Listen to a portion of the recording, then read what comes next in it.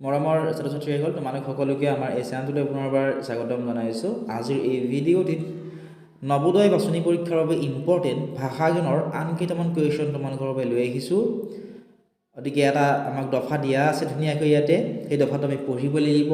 দফাটো পঢ়ি এই প্ৰশ্নকেইটাৰ উত্তৰ আমি উলিয়াব লাগিব। গতিকে ভালদৰে মনোযোগেৰে আমি প্ৰথমতে পঢ়োঁ আহা, তাৰপিছত আমি উত্তৰখিনি উলিয়াবলৈ চেষ্টা কৰিম। এতিয়া চাই ধুনীয়াকৈ দিয়া আছে দফাটোৰ নাম গ্ৰন্থমালাত এদিন। ঠিক আছে, এতিয়া কি দিছে চাওঁ আহা। নিকু আৰু বাবুৰ মন আজি পুৱাৰ পৰাই উগুল থুগুল, অৰ্থাৎ সিহঁতৰ মনত বৰ ফূৰ্তি আছে। কিহৰ কাৰণে ফূৰ্তি আমি চাওঁ আহাচোন। দেউতাকে আজি সিহঁতক গ্ৰন্থমেলালৈ নিব। কিহৰ কাৰণে সিহঁতৰ মনটো উগুল থুগুল আছিল? কাৰণ সিহঁতৰ দেউতাকে সিহঁতক কলৈ লৈ যাব? গ্ৰন্থমেলালৈ লৈ যাব। পুৱাতে উঠি দুয়ো গা পা ধুই যাবৰ বাবে সাজু হ'ল, আৰু সেইকাৰণে ৰাতিপুৱাতে উঠিলে সিহঁতকেইটাই, যিহেতু মনত ফূৰ্তি লাগি আছিল, উগুল থুগুল লাগি আছিল মনটো, হয়নে? সেইকাৰণে ৰাতিপুৱাতে উঠি গা পা ধুই গ্ৰন্থমেলালৈ যাবৰ বাবে সিহঁতকেইটাই সাজু হ'ল। দেউতাকে 11মান বজাত দুয়োকে গ্ৰন্থমেলালৈ লৈ গ'ল। তাৰপিছত ৰাতিপুৱা 11টামান বজাত দেউতাকে কি কৰিছিল? সিহঁত দুয়ো মানে কোন কোন আছিলে? নিকু আৰু বাবু। দুয়োকে ক'লৈ লৈ গৈছিল? গ্ৰন্থমেলালৈ লৈ গৈছিল। দুয়ো দেখিলে ডাঙৰ খেলপথাৰখনৰ দুয়োফালে শাৰী শাৰীকৈ কিতাপৰ দোকান আছে। যেতিয়া সিহঁতে গ্ৰন্থমেলালৈ গৈ পালে, তেতিয়া দেখাবলৈ পালে যে এখন ডাঙৰ পথাৰত দুয়োফালে শাৰী শাৰীকৈ কিতাপৰ দোকানবোৰ আছে। তেতিয়া দেউতাকে ক'লে যে এইখনেই হৈছে গ্ৰন্থমেলা, আৰু গ্ৰন্থমেলা মানে হৈছে কিতাপৰ মেলা। তাত সকলো ধৰণৰ কিতাপবোৰ পোৱা যায়। ইয়াত অসমৰ বাহিৰৰ পৰা মানুহে কিতাপ কিনিবলৈ আৰু বেচিবলৈ আহে। সেই গ্ৰন্থমেলালৈ কিতাপ কিনাৰ লগতে কিতাপ বিক্ৰী কৰিবলৈও বহুতো মানুহ আহে। নিকুৱে ভায়েকৰ হাতত ধৰি দেউতাকৰ পিছে পিছে এখন এখনকৈ দোকানত সোমাল। নিকুৱে কি কৰিলে? ভায়েকৰ হাতত ধৰি, ভায়েক কোন আছিল? বাবু। ঠিক আছে, ভায়েকৰ নাম বাবু আছিল। গতিকে ভায়েকৰ হাতত ধৰি দেউতাকৰ পিছে পিছে এখন এখনকৈ দোকানত সোমালে। কিতাপৰ দোকানবোৰত কিতাপবোৰ ধুনীয়াকৈ সজাই থোৱা আছিল।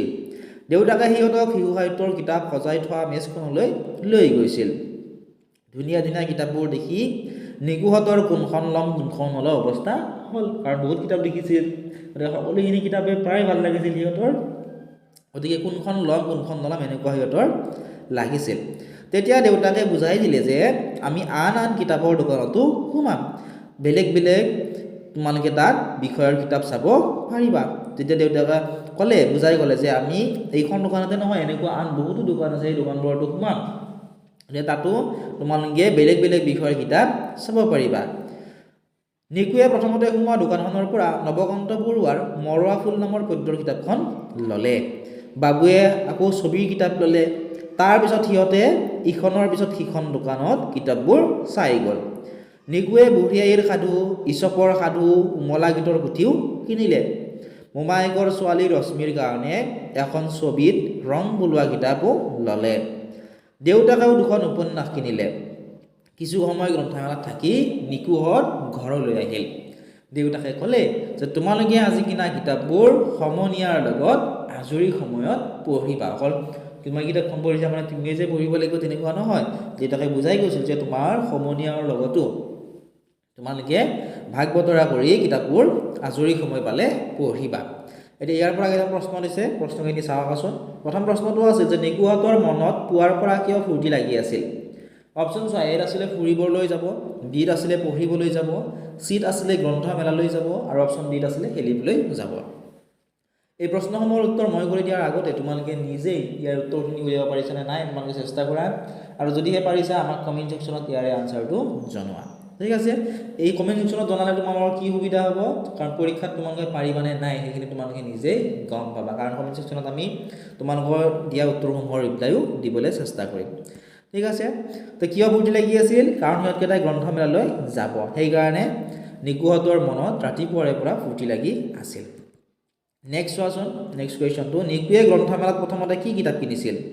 অপশ্যন চোৱা, এত আছিলে ইছপৰ সাধু, বিত আছিলে বুঢ়ী আইৰ সাধু, চিত আছিলে মৰুৱা ফুল, আৰু অপশ্যন ডিত আছিলে ছবিৰ কিতাপ। নিকুৱে গ্ৰন্থমেলাত প্ৰথমতে কি কিতাপ কিনিছিল? নিকুৱে গ্ৰন্থমেলাত সোমাই চোৱাচোন, ইয়াৰ এইখিনিটো লাইন আমি পাইছিলোঁ যে নিকুৱে প্ৰথমতে সোমোৱা দোকানখনৰ পৰা নৱকান্ত বৰুৱাৰ মৰুৱা ফুল নামৰ পদ্যৰ কিতাপখন লৈছিল। গতিকে অপশ্যন নম্বৰ চি কাৰেক্ট হ'ব, মৰুৱা ফুল।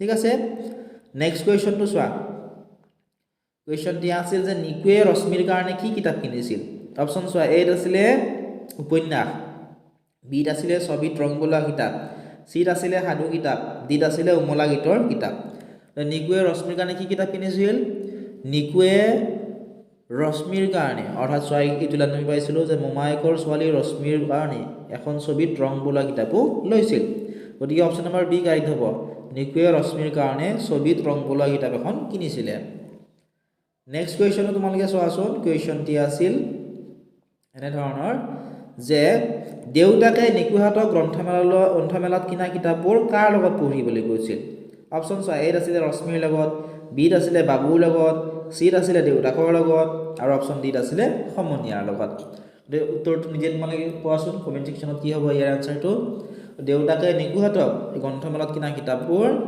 সমনীয়াৰ লগত পঢ়িবলৈ কৈছিল কেতিয়া কৈছিল যেতিয়া আজৰি সময় পায় তেতিয়া সমনীয়াৰ লগত পঢ়িবলৈ কৈছিল ঠিক আছে এতিয়া চোৱা নেক্সট কুৱেশ্যনটি আছে যে তলৰ কোনটো শব্দই গ্ৰন্থ শব্দৰ সমাৰ্থক অৰ্থ প্ৰকাশ কৰিছে অপশ্যন এ আছিলে উপন্যাস অপশ্যন বিত আছিলে কিতাপ অপশ্যন চিত আছিলে সাধু আৰু অপশ্যন নম্বৰ ডিত আছিলে কবিতা গ্ৰন্থ শব্দৰ সমাৰ্থক শব্দ প্ৰকাশ কৰিছে কিতাপ শব্দটোৱে ঠিক আছে সমাৰ্থক শব্দ মানে হৈছে একে অৰ্থ বুজোৱা শব্দ ঠিক আছে গ্ৰন্থ শব্দৰ অৰ্থ হৈছে পুথি বা কিতাপ আন বিকল্পবোৰ যেনে উপন্যাস দিয়া আছিলে সাধু কবিতা ঠিক আছে এইবোৰ কিতাপৰ একোটা প্ৰকাৰ বা সাহিত্যৰ ধাৰাহে মাত্ৰ কিন্তু কিতাপ শব্দটোৱে গ্ৰন্থৰ সমাৰ্থক অৰ্থ প্ৰকাশ কৰে নেক্সট প্ৰশ্ন তোমালোকে চোৱাচোন 11 নম্বৰ তলৰ কোন শব্দবোৰৰ কোনটো বিশেষ্য ঠিক আছে অপশ্যন চোৱা এত আছিলে শাৰী শাৰী বিত আছিলে উগুল থুগুল চিত আছিলে গ্ৰন্থমেলা আৰু ডিত আছিলে ধুনীয়া